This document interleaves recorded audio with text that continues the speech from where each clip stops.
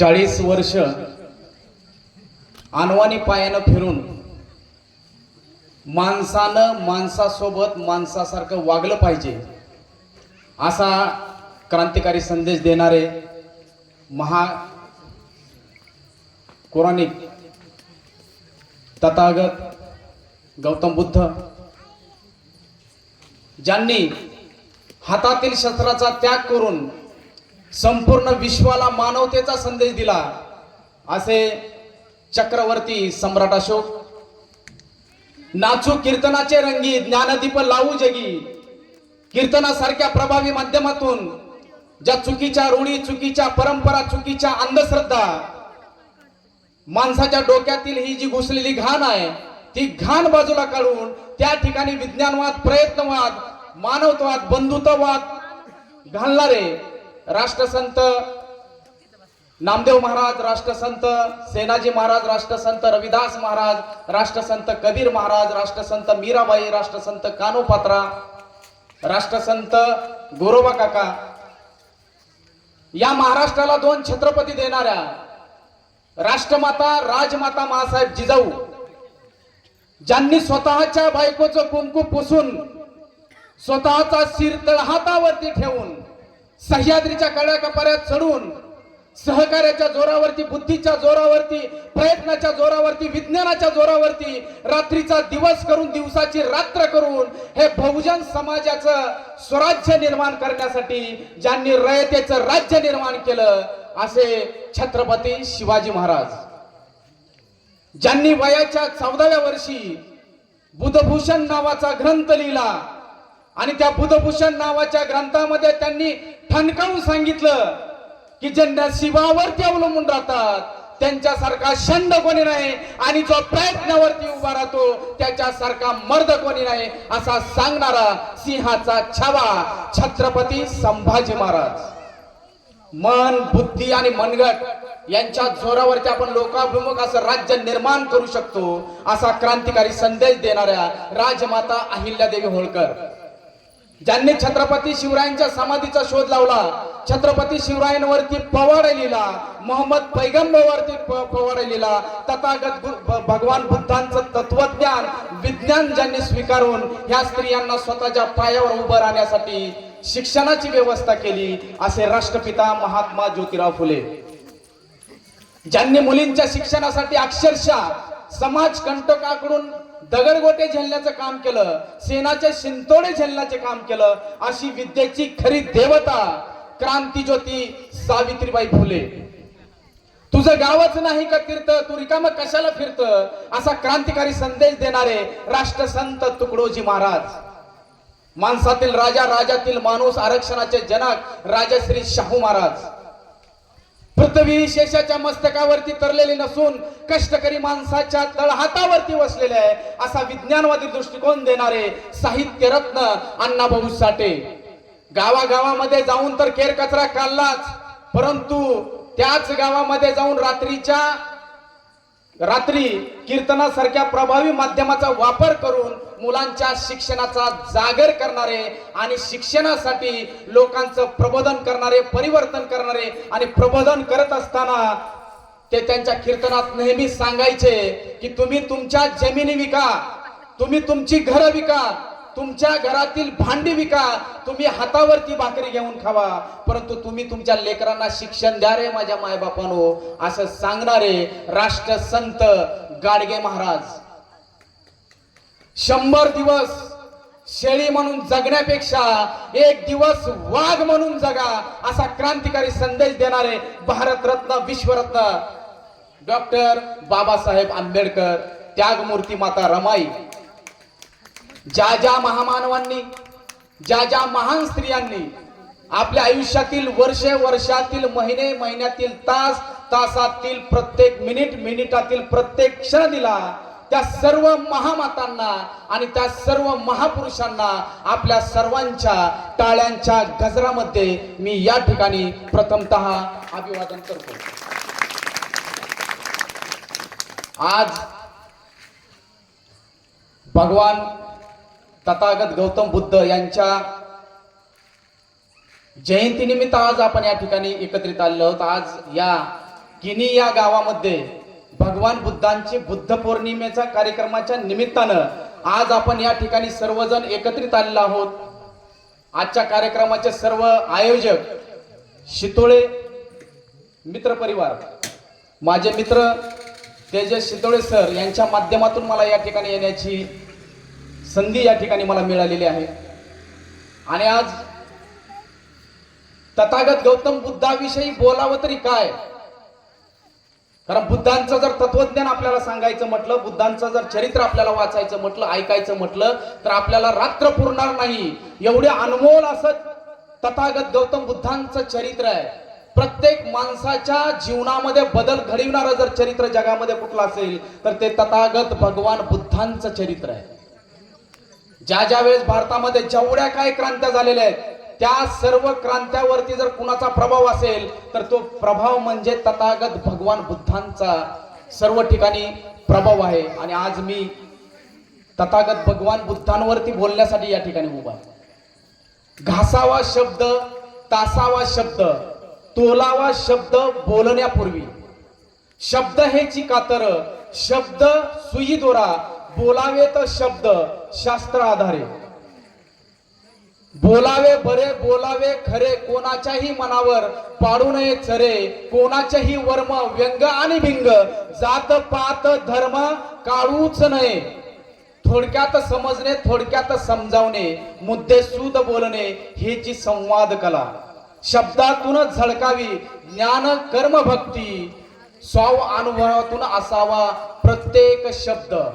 शब्दामुळे मंगल, शब्दामुळे दंगल, शब्द हेची जंगल, जागरूक राहावे जिभेवर ताबा, सर्व सुखदाता, पाणी वाणी नानी नासू नये। जगद्गुरु तुकाराम महाराजांच्या या अभंगाप्रमाणे, त्यांच्या विचाराप्रमाणे आज मी जे काय बोलणार आहे ते तथागत बुद्धांचं चरित्र आणि माझ्या अनुभवातले बोल मी या ठिकाणी बोलण्याचा प्रयत्न करणार आहे की बुद्धाच्या चरित्रामुळे माझ्यावरती काय परिणाम झाला, बुद्ध माझ्या जीवनामध्ये आले आणि बुद्धामुळं माझ्या आयुष्याचं काय सोनं झालं ते काय, कोणत्या शब्दात मी तुम्हाला या ठिकाणी सांगतो। आज तुम्ही इथं मला बघताय, माझा चेहरा तुम्ही बघताय। आज मी माझ्या गावाकडून इथं येत असताना रस्ता खराब आहे, तेर ते आमचे चिखली चौक पूर्णपणे रस्ता खराब आहे, पूर्णपणे। आणि येण्यासाठी 1 तास लागला आम्हाला आणि कंटिन्यू धुरळा रस्त्यावरती आहे। इथं आल्यानंतर मी कुठल्याही प्रकारचा मेकअप वगैरे केलेला नाही। मग माझ्या चेहऱ्याकडे बघून असं तुम्हाला वाटतंय काय की हा माणूस आलाय, थकलाय किंवा काय झालाय? ही जर जादू कशाची असेल तर ही जादू आहे तथागत भगवान बुद्धांच्या विचारांची जादू आहे, त्यांच्या विचारानुसार आचरण करण्याची ही जादू आहे। तथागत गौतम बुद्धांच्या आज आपण बुद्ध पौर्णिमा या ठिकाणी साजरी करतोय आणि बुद्ध पौर्णिमा साजरी करण्यामागचा उद्देश काय की आज तथागत गौतम बुद्धांचा जन्म आज झाला। तथागत गौतम बुद्धांना बोधिप्राप्ती आजच झालेली, आजच बुद्धत्व त्यांना मिळालेलं आहे आणि महापरिनिर्वाण सुद्धा आजच्याच दिवशी झालेला आहे। जगातला पहिला महापुरुष असेल ज्यांच्यावरती 32 लक्षणं होती, महापुरुषांची 32 लक्षणं तथागत गौतम बुद्धांच्या संपूर्ण त्यांच्या शरीरावरती 32 लक्षणं होती आणि अशा 32 लक्षणं असलेल्या महापुरुषांचा जन्मही आज आहे, महापरिनिर्वाण ही आज आहे आणि आजच्याच दिवशी तथागत भगवान बुद्धांना बुद्धत्व प्राप्त झालेलं आहे। ज्यावेळेस तथागत गौतम बुद्धांचा जन्म झाला, जन्म झाल्यानंतर बऱ्याच भविष्यवाणी करणारे जे लोक असतात, भविष्य करणाऱ्या साधू संतांनी शुद्धोधनांना, त्यांच्या वडिलांना सांगितलं, शुद्धोधन महाराजांना, की हा जो मुलगा जन्मलेला आहे त्यानं जर हातामध्ये तलवार घेतली तर तो चक्रवर्ती सम्राट होईल, नाहीतर तो संन्यासी होईल, संन्यासी होऊन संपूर्ण जगाचं तो कल्याण करील। अशा पद्धतीची भविष्यवाणी अनेक भविष्यकारांनी केली आणि त्यावेळेस शुद्धोधनाने ठरवलं की आपल्या मुलाला फक्त क्षत्रिय बनवायचं, माझा मुलगा क्षत्रिय राहायला पाहिजे, चक्रवर्ती सम्राट झाला पाहिजे। यासाठी शुद्धोधनाने अनेक पराक्रष्टा, अनेक प्रयत्न करायला सुरुवात केली। भगवान बुद्धांच्या आयुष्यामध्ये कुठल्याही प्रकारचं दुःख आलं नाही पाहिजे। उन्हाळ्यामध्ये ज्या पद्धतीचं घर असायला पाहिजे अक्षरशः त्या पद्धतीचं घर सिद्धार्थासाठी बांधलं, हिवाळ्यामधलं वेगळं घर बांधलं, पावसाळ्यामध्ये ज्या पद्धतीचं वातानुकूलित पाहिजे त्या पद्धतीचं घर सिद्धार्थासाठी बांधलं गेलं. सर्व सोयी सुविधा तथागत बुद्धाला मिळाल्या पाहिजे. त्यांच्या आयुष्यामध्ये कुठल्याही प्रकारचं, माझा जो मुलगा आहे सिद्धार्थच्या आयुष्यामध्ये कुठल्याही प्रकारचं दुःख आलं नाही पाहिजे. आणि एक जर दुःख माझ्या सिद्धार्थच्या आयुष्यामध्ये आलं तर तो क्षत्रिय राहणार नाही, तो सम्राट होणार नाही, तो संन्यासी होईल, संसाराचा त्याग करेल, राज्याचा त्याग करेल. आणि मी स्वप्न बघतो की माझा मुलगा चक्रवर्ती सम्राट झाला पाहिजे. आणि तथागत भगवान बुद्ध मोठे होत होते, लहानाचे मोठे झाले, किशोर वयामध्ये आले. किशोर वयामध्ये आल्यानंतर त्यांचा लग्नाचं वय झालं, त्या लग्नाच्या वयामध्ये आले. यशोधरेसोबत त्यांचा विवाह करायचा होता, परंतु विवाह करण्याच्या अगोदर वेगवेगळ्या प्रतिस्पर्धा होत्या. अनेक प्रकारचे राजकुमार त्या ठिकाणी आले, त्या स्पर्धेमध्ये सहभागी झाले. आणि ती सर्व स्पर्धा राजकुमार सिद्धार्थनं चांगल्या प्रकारे ती स्पर्धा जिंकली आणि यशोधरेसोबत त्यांचं लग्न झालं. आणि लहानपणापासून तथागत गौतम बुद्ध हे आपल्या स्वतःमध्ये व्यस्त असायचे. आपल्या आत ते डोकावत असायचे. आपला स्वतःचा जो स्वभाव आहे त्या स्वभावामध्ये कंटिन्यू आतल्या आत डोकावाचे, स्वतःचा शोध घेण्यामध्ये कंटिन्यू सातत्यानं सिद्धार्थ प्रयत्न करत असायचे. ध्यानस्थ बसायचे, तासनतास ध्यान करायचे, साधनेमध्ये बसायचे. हे त्यांच्यामध्ये लहानपणापासूनच अशा प्रकारच्या गोष्टी त्यांच्यामध्ये होत्या. आणि ज्या वेळेस ते शाक्य संघामध्ये गेले, शाक्य संघामध्ये गेल्यानंतर परत शाक्य आणि कोलिय यांच्यामध्ये नदीच्या पाण्यावरून कलह निर्माण झाला, संघर्ष निर्माण झाला.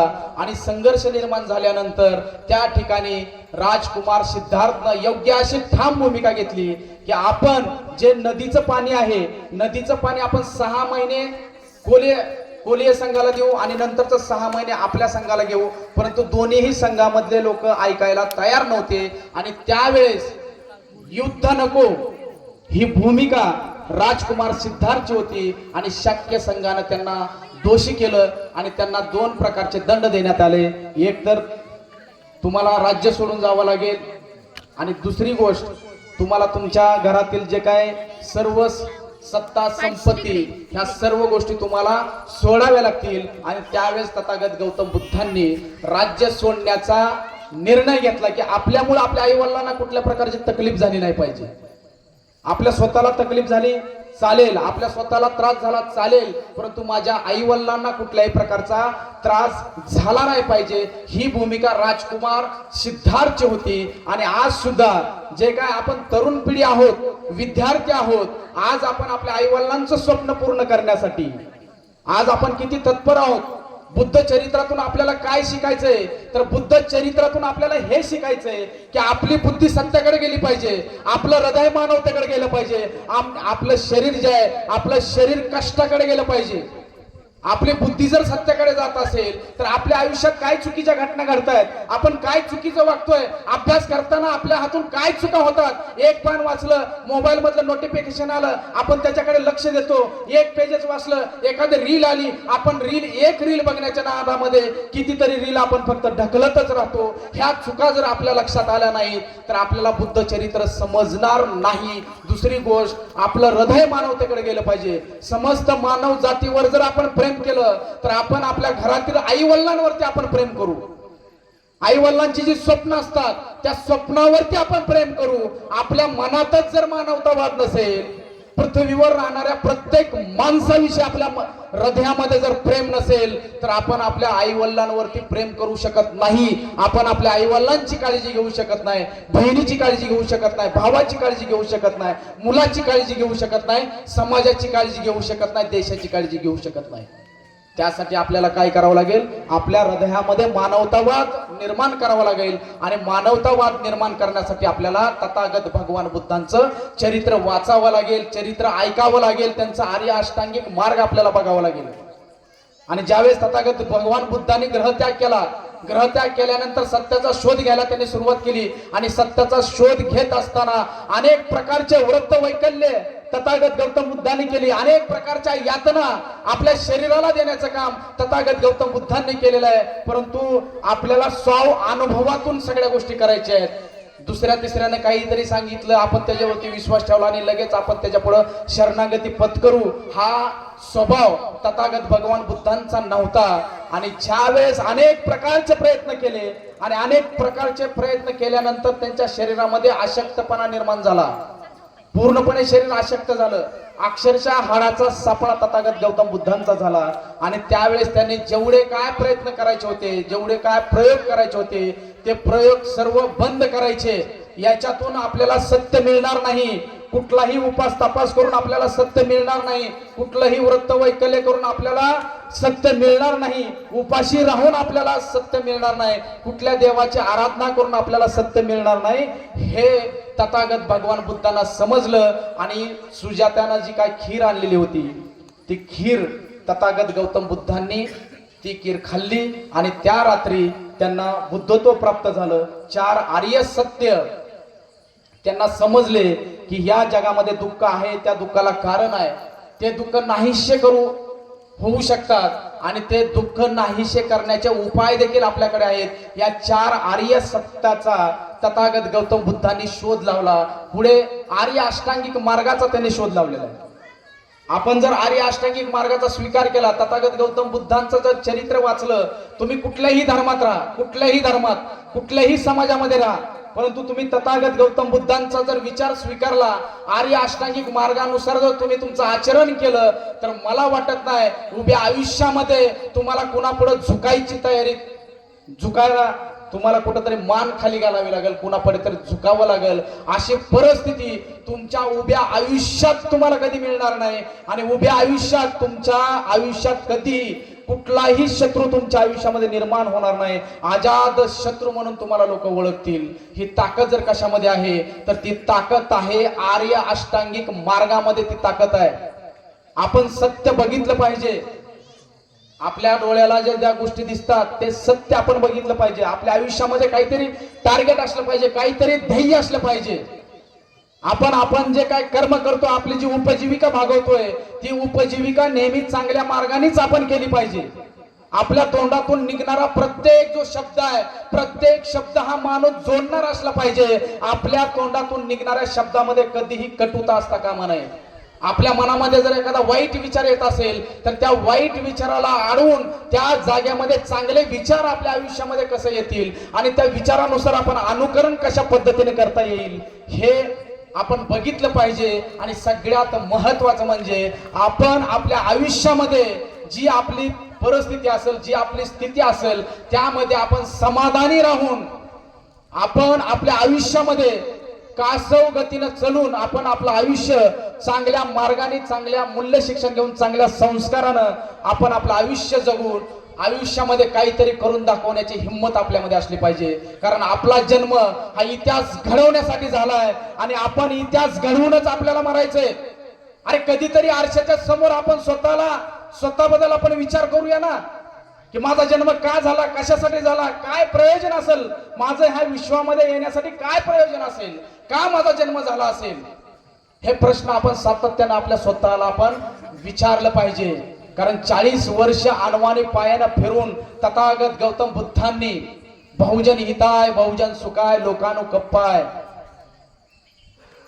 आदि कल्याण मध्य कल्याण अंत कल्याण, असा आर्य अष्टांगिक मार्ग आपल्याला दिलेला आहे. सोनं दिलंय, सोनं अमृत दिलंय, परंतु ते सोनं ते अमृत आपण प्राशन करून त्या विचारानुसार अजरामर राहण्याची संधी जर आपल्याला कशामध्ये असेल, तर ती तथागत गौतम बुद्धांच्या चरित्रामध्ये, त्यांच्या विचारामध्ये. आपण जर तथागत गौतम बुद्धांचं भारतरत्न विश्वरत्न डॉक्टर बाबासाहेब आंबेडकरांचं बुद्ध आणि धम्म आपण वाचलं पाहिजे.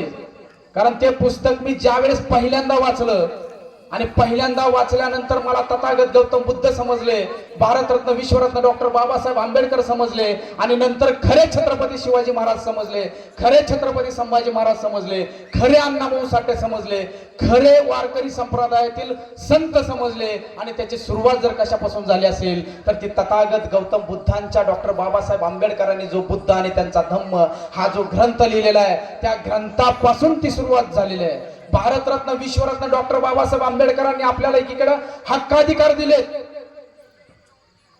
मिळत नव्हतं पोटाला, आज कमी नाही नोटाला.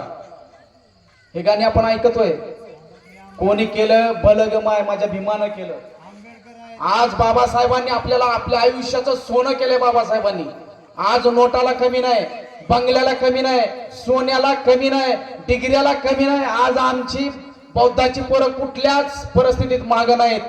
आज जर सगळ्यात मोठा समाज जर प्रगतीपथावर जर कुठला असेल तर तो म्हणजे बौद्ध समाज सगळ्यात पुढे आहे. याला कारण जर काय असेल तर आमच्या पोरांनी तथागत भगवान बुद्धाला स्वीकारलेलं आहे. डॉक्टर बाबासाहेब आंबेडकरांचे विचार आमच्या पोरांनी त्यांच्या अंगामध्ये घेतले आणि म्हणून आज आमच्या बौद्ध समाजाची प्रगती झालेली आहे. बाबासाहेबांनी आपल्याला एकीकडे हक्काधिकार दिलेत आणि दुसरीकडे आपल्याला तथागत गौतम बुद्ध दिलेत. की तथागत गौतम बुद्धाला आपण त्यागाचं प्रतीक समजतोय. तथागत गौतम बुद्धाने आपलं राज्य सोडलं, सगळं सोडलं, सोनं नाणं सोडलं, सुख सोडलं, सगळ्या गोष्टी सोडल्या. एकीकडे बाबासाहेबांनी आपल्याला हक्काधिकार दिलं, बाबासाहेबांनी आपल्याला सोनं नाणं सगळ्या गोष्टी दिलेल्या आहेत. परंतु दुसरीकडे आपल्या आयुष्याचा जर उद्धार आपल्याला करायचा असेल, आपल्याला आपल्या आयुष्याचं जर सोनं करायचं असेल तर बाबासाहेबांनी आपल्याला दुसऱ्या हातामध्ये भगवान बुद्ध दिलेले आहेत. भगवान बुद्धांचं चरित्र दिलेलं आहे. बाबासाहेबांनी आपल्याला सांगितलेलं आहे की समाजासाठी आपल्याकडे त्याग असला पाहिजे. आपण भौतिक सुखाच्या पाठीमाग न लागता आपण स्वतःचा शोध घेतला पाहिजे, स्वतःला शोधलं पाहिजे. कधीतरी 10 मिनिटं बसून आज खूप व्यस्त झालेले लोक आहेत, खूप व्यस्त आहेत. आज लोकांकडे वेळ नाही. सकाळी 6 वाजल्यापासून रात्री 12 पर्यंत आज आपण पळतोय, भरपूर पळतोय, नुसती धावपळ करतोय. परंतु आज तुम्ही चीन, जपान, थायलंड ह्या देशातील जर लोक बघितले ना, तुम्ही कासवगतीनं चालतात. त्यांची दिनचर्या जर बघितली तर ते पूर्णपणे वर्तमानात जगतात. वर्तमानात भूतकाळात घडलेल्या घटनेचा ते विचार करीत नाहीत आणि भविष्य काळाचे स्वप्न बघत नाहीत. परंतु आता सध्या जो मला मिळालेला क्षण आहे, जी वेळ आहे, ह्या क्षणाचं, ह्या वेळेचं, मला ह्या संधीचं सोन्यामध्ये रूपांतर करायचं आहे. हे विचार चीन, जपान, थायलंडच्या लोकांच्या डोक्यामध्ये आहे. ते देश पुढे गेले. याला कारण जर काय असेल तर त्यांनी तथागत गौतम बुद्धांचे विचार स्वीकारले आहेत. तथागत गौतम बुद्धांनी आपल्याला वर्तमानात जगायला शिकवलेलं आहे. कारण जो कहेगा परसो बीत गए बरसों, जो कहेगा कल दिन गए टल, जो कहेगा आज वही करेगा राज. हा मूल मंत्र जर आम्हाला कोणी दिला असेल तर तो मूल मंत्र आम्हाला तथागत भगवान बुद्धांनी दिलाय. आणि भारतातील ते लोक विसरलेत म्हणून आज आपला भारत देश पाठीमागे गेला. चीन, जपान, थायलंड हे जे प्रगतीपथावरचे जर देश आपल्याला दिसत असतील तर त्यांनी बुद्धांचे विचार स्वीकारले, बुद्धांची दिनचर्या स्वीकारली, बुद्धांचं दैनंदिन जीवन त्यांनी स्वीकारलेलं आहे. रात्री 6च्या नंतर ते जेवण करत नाहीत. आज आपण रात्री 10ला 11ला कितीही खातोय. हे नियम जर आम्हाला कोणी सांगितले असतील तर ते तथागत भगवान बुद्धांनी हे नियम सांगितलेत आपल्याला. आज बुद्धाच्या चरित्रातून आपल्याला ह्या गोष्टी घ्यायच्या आहेत. आज आपल्याला कुठे युद्ध करायचंय का? हातामध्ये तलवारी घ्यायच्यात का? बंदुक्या घ्यायच्यात का? आज आपली तलवार जर काय असेल तर आपली वाणी आणि आपली लेखणी, वाणीच्या आणि लेखणीच्या जोरावरती आपल्याला मोठमोठे युद्ध करायचे आणि त्या युद्धामध्ये आपल्याला जिंकायचंय. आणि तथागत भगवान बुद्धाला स्वीकारून आपल्या आयुष्याचं सोनं करायचं. आपल्याला आयुष्याचं सोनं. आज इथं बसलेला एकही असा माणूस नाही की त्याच्या खिशामध्ये नोटा नाहीत, त्यांच्या बँकेमध्ये पैसे नाहीत, किंवा आज एकही माणूस उपाशी राहतो, आठवड्यातून 1 दिवस तरी उपाशी राहतो. अशी परिस्थिती आज राहिली आहे का? बिलकुल राहिली नाही. परंतु आज आपण भौतिक सुखाच्या नादाला लागून आज आपलं विश्व आपण हरवून बसलोय. आज आपल्या चेहऱ्यावरचा आनंद निघून गेलाय. आनंद जर निघून गेला असेल तर त्याला कारण जर काय असेल तर आपण तथागत गौतम बुद्धांचा आर्य अष्टांगिक मार्गात कुठंतरी कमी पडलोय. त्यांच्या पंचशिलामध्ये आपण कुठंतरी कमी पडलोय. पानातिपाता वेरमणी शिक्कापदं समाधियामी, पंचशिलामध्ये सांगितले भगवान बुद्धांनी की मी हिंसेपासून स्वतःला अलिप्त राहण्याचा प्रयत्न करीन. अदिन्नदाना वीरमणी शिक्कापदं समाधियामी, मी चोरी करण्यापासून स्वतःला अलिप्त ठेवण्याचा प्रयत्न करीन. मुसावादा वेरमणी शिक्कापदं समाधियामी, माझ्या तोंडातून कधीही मी खोटं बोलणार नाही. खोटं बोलण्यापासून मी स्वतःला अलिप्त राहण्याची प्रतिज्ञा करतोय. कामेशुचारा वेरमणी शिक्कापदं समाधियामी, याच्यातून आपल्याला तथागत गौतम बुद्धांनी सांगितलेलं आहे की मी स्त्री व्यसन वासना याच्यापासून अलिप्त राहण्याची मी प्रतिज्ञा करीत आहे. सुरा मेरमय्य पजा पमाद ठामा वेरमणी, मी अंमली पदार्थाचं सेवन करण्यापासून स्वतःला अलिप्त राहण्याची प्रतिज्ञा करीत आहे. हे पंचशील आपल्याला भारतरत्न विश्वरत्न डॉक्टर बाबासाहेब आंबेडकरांनी दिलं. तथागत भगवान बुद्धांनी आपल्याला हे पंचशील दिलेलं आहे. ह्या पंचशील पाळण्यामध्ये आपण कुठंतरी कमी पडतोय. कारण आज आपल्या चेहऱ्यावरती टवटवी असली पाहिजे. आपला जर चेहरा कोणी बघितला आणि आपण जर असं चाललो बुद्ध उपासक उपासिका जर आपण चाललो तर बाकीचे जे लोक आहेत त्या लोकांनी म्हटलं पाहिजे तो बघा बुद्धांचा अन्वेष येतोय, तो बघा काय त्याचं वागणं आहे, काय त्याचं बोलणं आहे, काय त्याचं चारित्र्य आहे, काय त्याचं आचरण आहे. आपण सुद्धा बुद्धाला स्वीकारलं पाहिजे. कारण मी जर माझ्या बुद्धाला स्वीकारलं असेल तर माझ्या आयुष्यात माझ्याकडे बघून एक तरी माणसानं बुद्धाचा धर्म स्वीकारला पाहिजे, तर मी माझ्या आयुष्यात येऊन काहीतरी केलं असं मला म्हणता येईल. कारण मी असा माणूस आहे की बुद्धाचं चरित्र ज्यावेळेस मी वाचलं त्यावेळेस माझ्या मनाचं परिवर्तन झालं आणि अक्षरशः मी माझं खानदान बदललेला माणूस आहे. मी माझं खानदान बदललंय. माझे पंजोबा जर कोण असतील तर छत्रपती शिवाजी महाराज हे माझे पंजोबा आहेत. माझे आजोबा राष्ट्रपिता महात्मा ज्योतिराव फुले हे माझे आजोबा आहेत. आणि माझा बाप जर कोण असेल तर माझा बाप आहे भारतरत्न विश्वरत्न डॉक्टर बाबासाहेब आंबेडकर हे माझे बाप आहेत. आणि माझा भाऊ साहित्यरत्न अण्णाभाऊ साठे हे माझे भाऊ आहेत. वारकरी संप्रदायाचे विचार हे शेवटी धम्माकडे येऊन भेटतात. आणि माझं मूळ जर काय असेल तर तथागत गौतम बुद्ध हे माझं मूळ आहे. ही नाळ आपल्याला समजली पाहिजे, ही विचारांची नाळ आपल्या लक्षामध्ये आली पाहिजे.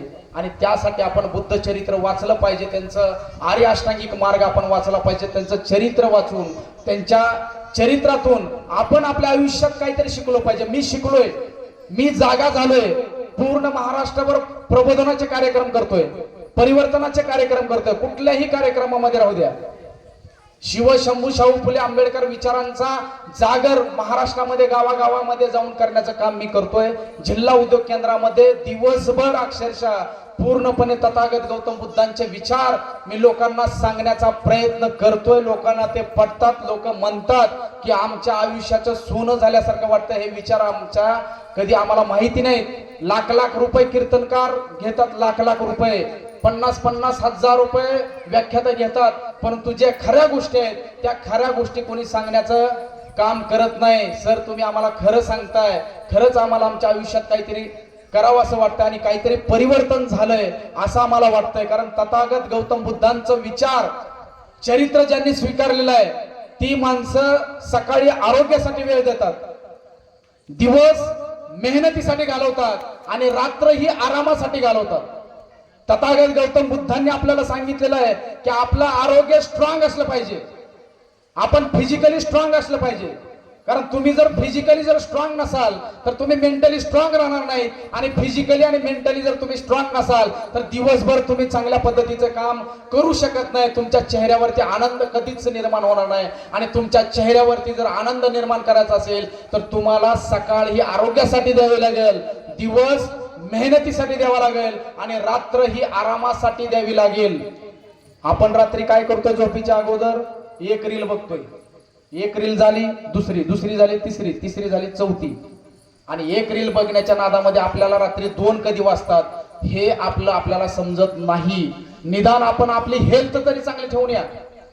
तथागत भगवान बुद्धांनी हेल्थच्या बाबतीत जे नियम सांगितलेत ते नियम तरी आपण लक्षामध्ये घेऊया. चीन, जपान, थायलंड ह्या देशामध्ये जर तुम्ही गेलात तर रात्री 6च्या नंतर तुम्हाला एकही हॉटेल तुम्हाला उघडं दिसणार नाही. आणि रात्री 9च्या आत सर्वजण झोपलेले तुम्हाला दिसणार आहेत. सर्वजण. तुम्ही रात्री झोपायच्या अगोदर जर 3 तास अगोदर जेवण केलं आणि तुम्ही नंतर जर झोपलात तर रात्री 12 ते 3 या वेळेमध्ये तुमच्या शरीरात जो कचरा जमा झालेला आहे, जे तुमच्या शरीरामध्ये आजार आहेत ते आजार साफ करण्याचं काम रात्री 12 ते 3 या वेळेमध्ये होतं. हे तथागत गौतम बुद्धांच्या चरित्रामध्ये त्यांच्या अभ्यासातून ह्या गोष्टी आपल्याला लक्षात आल्याशिवाय राहणार नाही. अहो किती मोठा खजिना तथागत गौतम बुद्धाने दिला, किती मोठा. कुठल्या तत्ववेत्यानं सांगितलं आपल्याला रात्री 12 ते 3 मध्ये तुमचा सगळा कचरा साफ होतो. आणि आज 2026 मध्ये ह्या गोष्टी मान्य केलेल्या आहेत. संपूर्ण जगाला ह्या गोष्टी मान्य केलेल्या आहेत. आणि हे भारतामध्ये त्यावेळेसची दिनचर्या अशा पद्धतीची होती, परंतु आज भारतामध्ये दिनचर्या पूर्णपणे वेगळी झाली. आज आपल्याकडे शुद्ध विचार नाहीत, शुद्ध माणसं आपल्या आयुष्यामध्ये नाहीत, शुद्ध पुस्तक आपल्या आयुष्यामध्ये नाहीत, मोबाईल मध्ये आपण शुद्ध व्हिडिओ बघत नाहीत. आणि अशा अशुद्ध वातावरणामध्ये आपल्या शरीराकडे लक्ष नाही, आपलं मनाकडे लक्ष नाही, आपल्या रेस्टकडे सुद्धा आपलं लक्ष नाही. आपण रात्री 12 वाजेपर्यंत कंटिन्यू आपण पळतोय पळतोय पळतोय पळतोय. पण तथागत गौतम बुद्धांनी सांगितलेल्या तुम्ही गडबड करू नका, शांत राहा, कासव गतीनं तुम्ही चाललं पाहिजे, कासव गतीनं गडबड करू नका.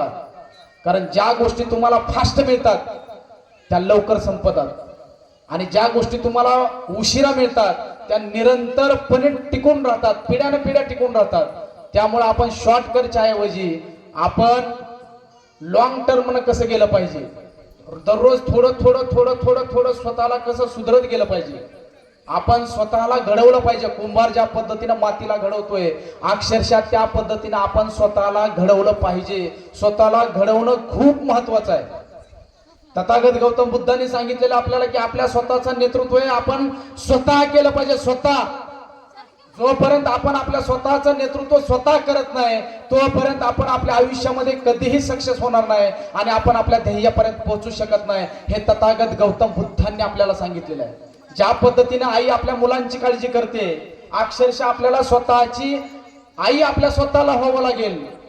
ज्या पद्धतीनं आपला बाप आपल्याला धाक देतो, धाक देणारा बाप आपला असतो. आपल्याला आपला बाप सांगतो तू इकडे गेलं नाही पाहिजे, तू या पोरासोबत फिरलं नाही पाहिजे, तू अभ्यास केला पाहिजे, तू रात्री लवकर झोपलं पाहिजे, तू सकाळी लवकर उठलं पाहिजे. आपल्या स्वतःचा धाक देणारा बाप आपल्या स्वतःला बनता आलं पाहिजे. आपल्यावर प्रेम करणारा आपला स्वतःचा भाऊ आपल्याला बनता आला पाहिजे. आपला एक आज्ञाधारक पुत्र असतो, तो आई वडिलांच्या सर्व आज्ञा पाळतो.